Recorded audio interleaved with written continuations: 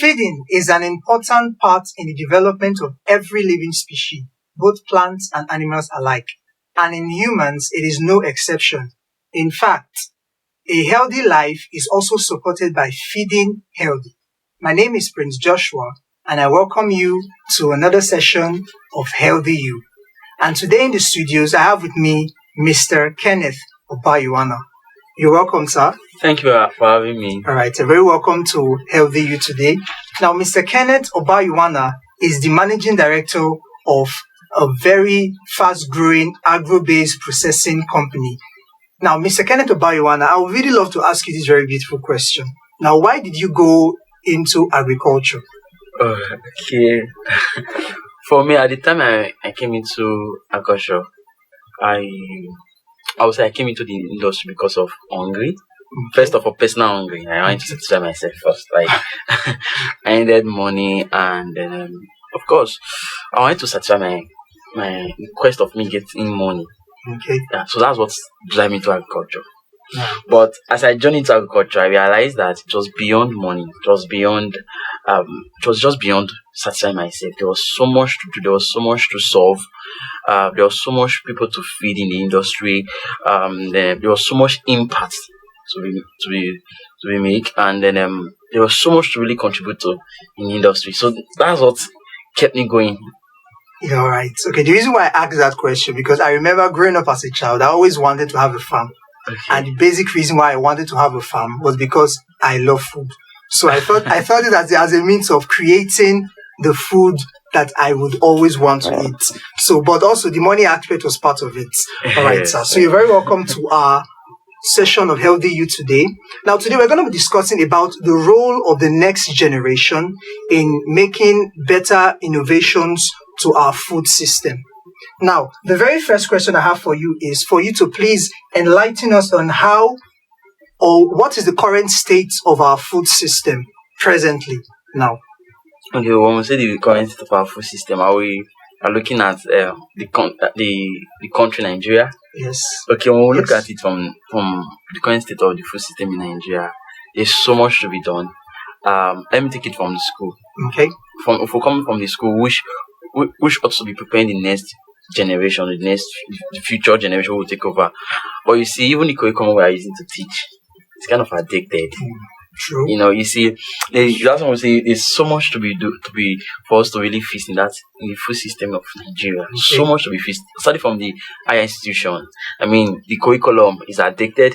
It needs to be upgraded, because for example, now I'm in the industry. I study agriculture in school. Okay. It's part of the reason why I picked agriculture, because if I said it was hungry, I was doing a business outside agriculture before I fully focused on agriculture. So the system on its own is a bit porous. We need a lot of fixing, especially in my country Nigeria. So we need a lot of fixing here and there to be done.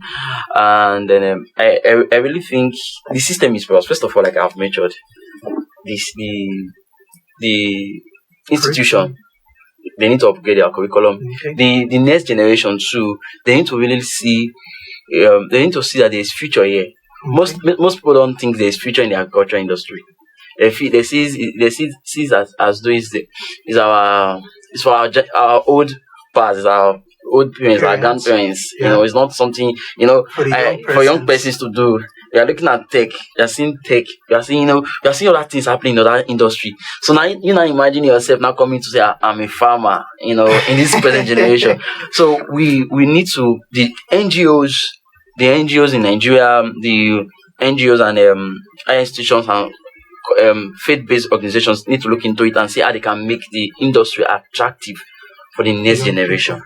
The food system in the country at the moment is not encouraging. All right. So thank you very much. You've actually answered some part of this next question I was supposed to ask you, which is what are the problems you can identify presently with the present food system?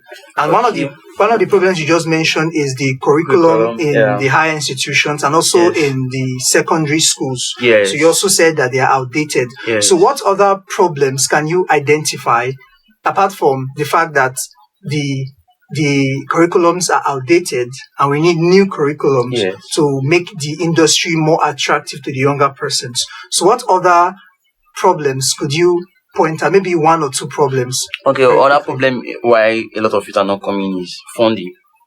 Okay. We don't have funding. Besides that, we don't have funding. Other problem we're having is that it's not like there's no funding available. There's funding available, but people are not aware. There's no awareness of these funds and how to access these funds. So we need to be able to solve that solution of creating maybe more. We need more hubs, more accelerators or incubations in the country, focusing for channeling their energy into agriculture. Yeah. You understand? Like we see for them doing for tech. Now, but these ones are strictly for agriculture. We need more of them. There are these funds. One of the major challenges why a lot of youth are not really interested is there's no funds. The industry is very capital intensive. True. You understand? True. Now they need to be access to funds. Yes, there's access to funds, but these guys are not even aware. So there need to be enough awareness for you to know, this is how we can access these funds. This is the procedures to follow, and this is where the fund is. There need to be more awareness. Mm-hmm. So that's one. Two, we have problem of marketing.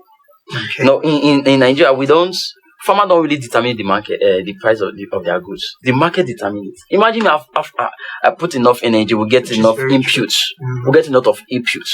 Now, after I've spent so much inputs, buying chemicals, and now these things are quite expensive. True. Looking at the current state of the country. Now, so these things are quite expensive now. I haven't gotten these things expensively.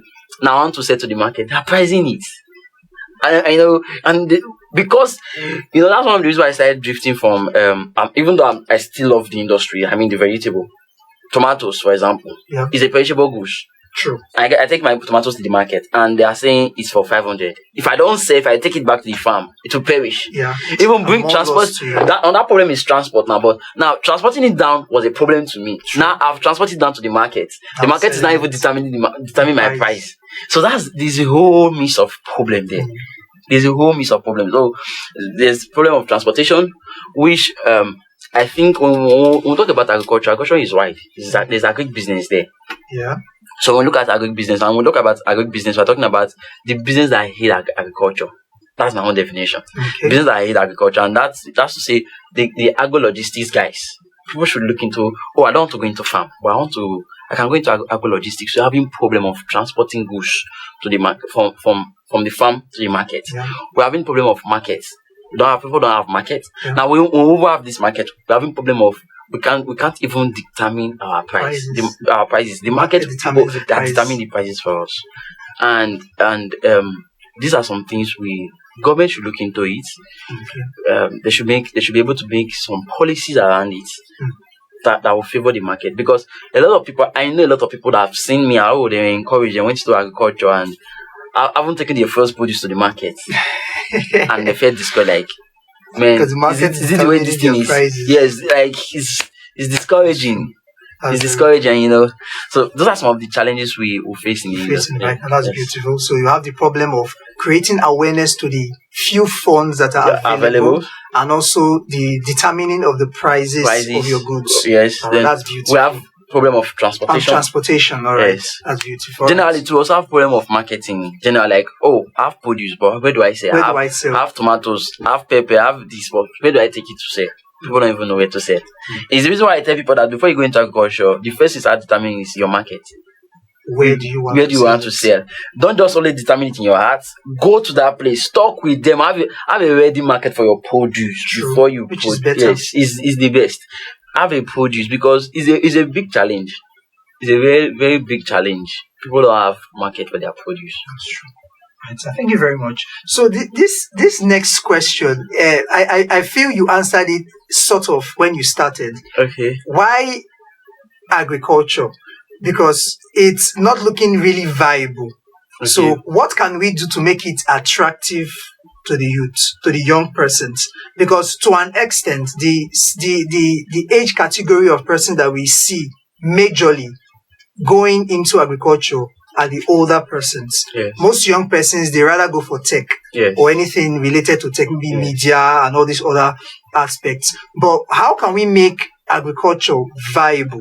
Because I feel that if these young persons go into this sector, this agricultural sector, it will also help, because when these older persons are leaving, they cease to exist or they die. who will take over from them when they go? Yes. That's the big question. Yeah. Because food is a part of our existence. It's something we cannot do without. So True. how can we make the agricultural sector attractive to the young generation? The reality is the industry itself is interesting. The challenge here is that most of our, like I've said in the beginning, is if we are looking at the next generation for me should be in school. Okay. So the next generation should be in school, probably studying agriculture. I mean, it's not a must be studying agriculture, but should be younger. So I'm looking at 20 to maybe 40 downwards. Okay. When we talk about the next generation, or 35 to 20 downwards, as the case may be. Now, when we look at that, we should start drawing what really interests these people. Yeah, I've seen people say, I study agriculture, so I have a classmate who have problem with hydroponics. So remember the first time I studied it in a private school. Okay. So I remember the first time when it was a private school, and then we have a program called LSC. So I remember when they were trying to expose us to some of the future, and they were saying like, hydroponics, and we're seeing some of those things. And I have a classmate who said, why hydroponics when we still have a lot of arable lands? But you see the interesting thing about why we need hydroponics. Yeah, it could be a bit expensive, but I like what some of my friends are doing in Ogun State, training people into hydroponics. It's exciting to youth. We don't want to. It's for example, I tell you, how do you feel when I tell you that there's a technology for you to plant yam on the air? Like you walk into my farm, the yam is not on the land. I'll be captivated. You see, now it's on the air. So aeroponics. So you see, it become interesting. Like wow. So I can farm on the air. I don't need to. So the interest is not even. It's not for you. It's not that we have lands, massive lands. It's not. Yeah, we know, but the interest is that this is things that captivate these guys. True. That's their. We are not planting on the land. We are planting on water. It could be a bit expensive, but these are the things that are captivating. Now, for example, now on Thursday, that will be 2 days from now. There's a conference or there's a webinar put up together. We are looking at I don't want to call names, but it's been put by one organization I'm part of, as one of the ambassador now. So as one of their youth ambassador, now they are looking at that. It's not for Nigerians anyway. So they are doing a training on space farming. Wow. So like I remember the first time I first heard about when I first measured it. It's not Nigerians, even though I think I'm the only Nigerian in that community. Okay, I remember when I heard space farming, and the first thing that came to my mind was like, I actually did the post of it today. So he said, like, oh, true, Jeff Bezos is thinking of relocating to space. True. Elon Musk is thinking of relocating, and I remember Dubai, their president once said, I think, or the late king now, I can't recall now, but one said that in 100 years from now, they are working to put the entire Dubai on space. And I'm hearing that there's space farming, so people can start. Yeah, of course the research is still ongoing, so that people can start farming on space. Yeah. And we're saying youth should come and learn. Yeah, it's a very fantastic idea. When you start thinking that you could come into farming space. For me, for example, I've been farming in Nigeria. I'm doing my farming in Nigeria, but I want to go wide, and I'm looking at the future. So what I'm trying to say, the future is technology. True. The only way you can get the next generation interested about agriculture, gain their interest, is to drive it with technology. I mean, it's really, which is mainly their interest. It's their interest. Yeah. So when you start thinking like, okay, Elon Musk is thinking of space. You as a farmer, you're thinking of, okay, how do I start? Because Elon Musk, if in the next 100 years, if Elon Musk is really on space, he must eat. True. And somebody must farm. Somebody has to farm there for them to provide food. Yeah. And trust me, when I just start thinking from this perspective, like, there's future for agriculture. So we are not saying, let's everybody start going to space, because some start thinking like, why do we need to go to space and start farming? And we'll start transporting the food back to Earth. Is it when there is so much land? Yeah, no. What we are saying is, we are trying to awaken the interest of the youth that see there's so much future. To think out of the box. Yes, we need to think out of the box. There's so much future for us. Because you know the truth. The truth about this whole thing is, for me, I don't know how to throw this. I listened to futuristic Olakule, and he used to say that thing like, he said that in the next 30 years, the world is going to, there's going to be a check or a twist in the world. I don't know. I'm trying to put it in my own word. Okay. But he said in the next 30 years, people like all our fathers, all the people we look up to right now, I don't want to call names, but they'll be dead. True. So now, That's true. We, the next generation, just like they are looking at the next for the future of technology, young youths should also be looking at the space of farming. That in the next 30 years or so, whoever you are admiring now as a young person, because if you are 20 now, when you have 30 years to it, you'll be maybe 50. If you are 25, you'll be like 55. So that means whoever you are admiring now could be around maybe 50. If you are 32 years, it will be 80 and he's about to die. So now the next generation needs to we need to start thinking on, okay, how do I position myself? You understand? Yeah. How do I position myself in the agricultural space? For me, my own question every morning when I wake up is, how do I position myself in the agricultural space? How do I position myself? What's currently trending? What's the future? And the future is for us. The future is not for our grandparents. So because they will be too old for it. Like I just said, if we had 30 years to them, they will be gone. So and the next 30 years is for us. So it's for me to start preparing for this next future. Yeah. Yes. Thank you very much. Very, very much for that. So basically what you are saying is, since the interest of the youth is in tech, yes, bringing tech into agriculture, yes, helping them think out of the box, yes, and see how they can use tech to make agricultural products be better. Yes, that's beautiful, sir. I'm sorry. Okay. I remember I have some friends that are using drones. Now think about drones. Using drones. I mean, people now use drones to snap pictures. Yeah. But now in farm, we now use drones to fertilize.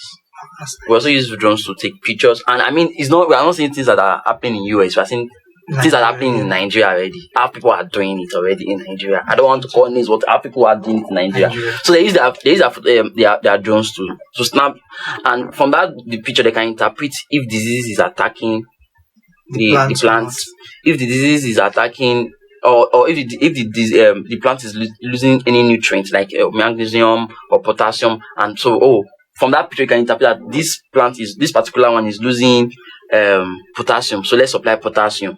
You understand? Yes, sir. So through drones, these are technology that the youth want to see, and these are things I personally encourage institutions to start driving it.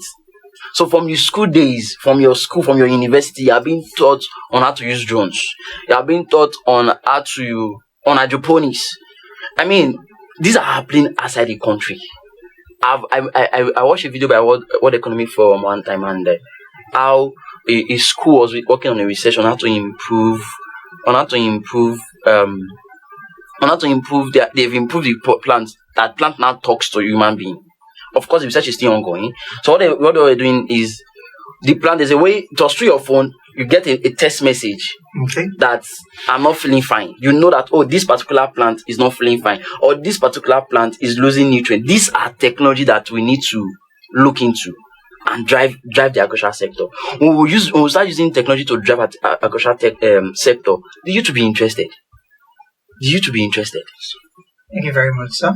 All right. So this very next question is, how can this innovation positively affect us being on a healthy diet?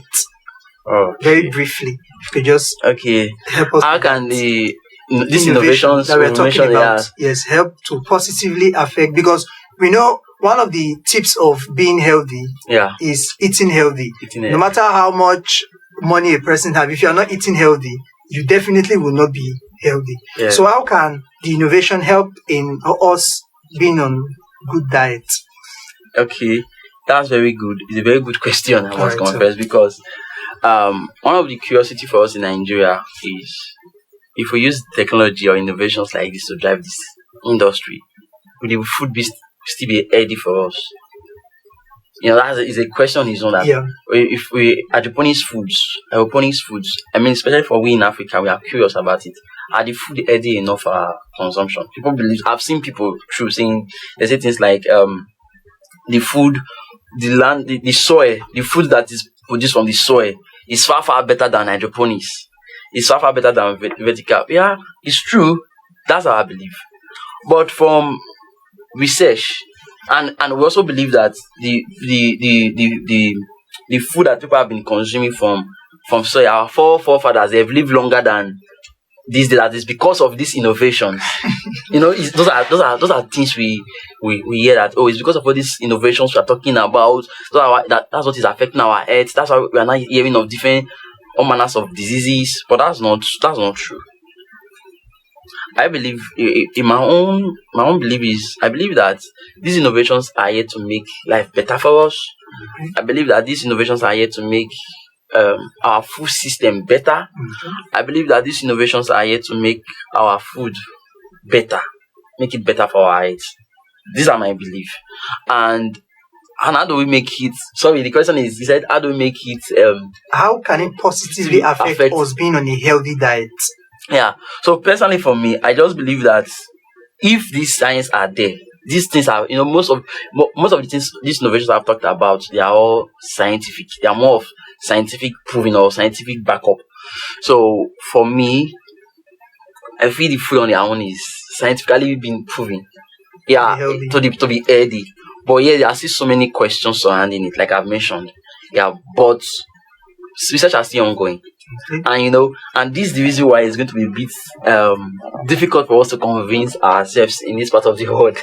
It's easy for us to convince. Yes, it's easy for the white man to understand research work. That, these things are research work and research based, and since they are research based and they are positive, they've been positively proven to be good for our health.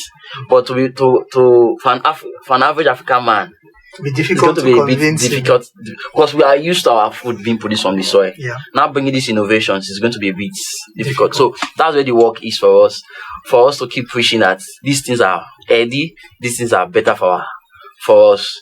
I hope I've done justice to that question. Very much. Thank you very much. So all you're saying is it all boils down to the research. Yes. And this, since there's innovation, it also helped in the research to prove that the foods that we are taking into our body with all of this innovation are still healthy and in no way causing any harm or danger to the human body. That's beautiful. Thank you very much, sir. All right.